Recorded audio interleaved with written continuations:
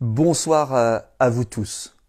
Aujourd'hui, je veux aborder la question très grave des rapports entre la France et la Chine. Pour la première fois, la presse française ose parler du fameux laboratoire P4, le fameux laboratoire P4 à Wuhan. La presse française en parle parce que le secrétaire d'État, le ministre des Affaires étrangères de Donald Trump, Mike Pompeo, a demandé une enquête. Parce que le chef de la diplomatie britannique s'interroge aussi sur la naissance du virus, suite au professeur Montagnier. Même le président de la République française a évoqué le besoin d'en savoir plus. Imaginez ce qu'aurait dit la presse française si nous avions eu la déclaration d'Emmanuel Macron dans le Financial Times ou celle du secrétaire d'État aux Affaires étrangères, Mike Pompeo, américain. Imaginez simplement. Qu'est-ce que le laboratoire P4 ? Le laboratoire P4, c'est un laboratoire de haute sécurité, soi-disant biologique, qui étudie des virus pathogènes, c'est-à-dire qui ne peuvent pas être tués par un vaccin ou un traitement. Et ce laboratoire P4 de Wuhan, en Chine, c'est la France qui l'a vendu. C'est la France qui l'a livré clé en main.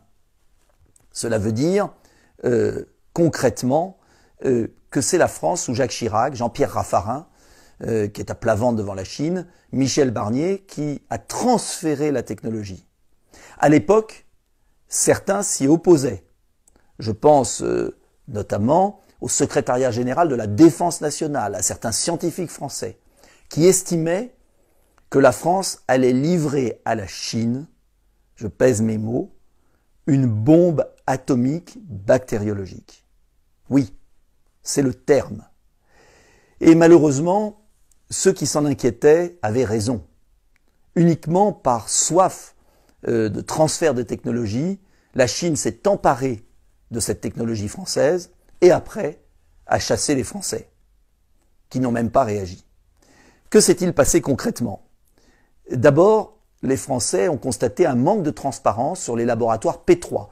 P3, c'est le niveau en dessous. P4, ça veut dire le plus dangereux possible, où on manipule des virus pathogènes dont on n'a pas les traitements, je le répète.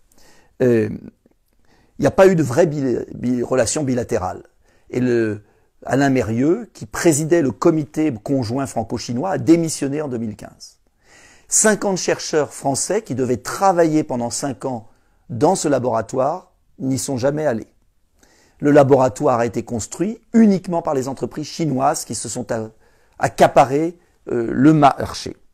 Et enfin, en janvier 2018, lors de l'ouverture, inaugurée d'ailleurs par le Premier ministre Cazeneuve avant, et puis l'ouverture en janvier 2018,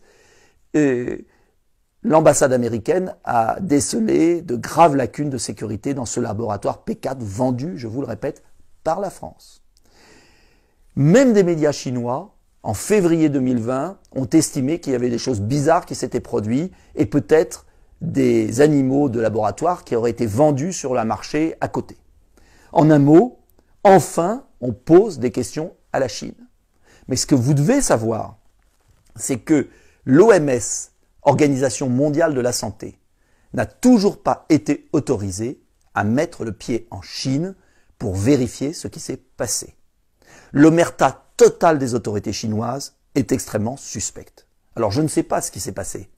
Personne ne le sait. Mais si les Américains, le président américain d'ailleurs, Donald Trump, parle depuis longtemps de virus chinois, c'est qu'il y a des informations.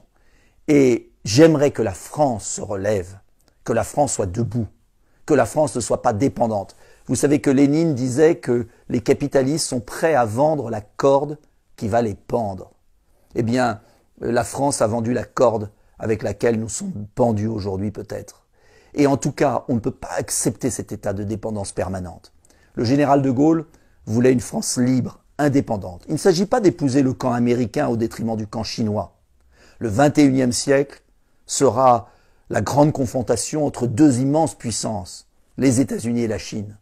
La France doit garder son indépendance absolue et des coopérations européennes intelligentes doivent avoir lieu pour affronter ces deux superpuissances, mais pas par Bruxelles, pas par l'Union européenne, uniquement par des coopérations d'intérêt France, Allemagne, Angleterre, Italie.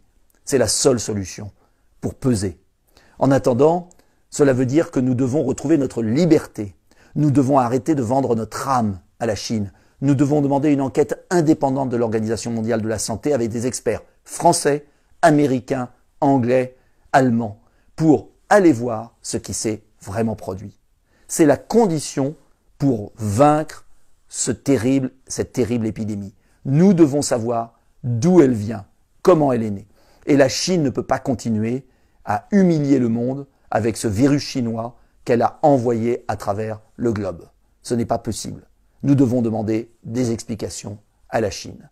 C'est impératif et nous devons en savoir plus. Enfin, j'espère que la vérité apparaîtra et je vous demande de diffuser le plus largement possible cette vidéo. Bonne soirée.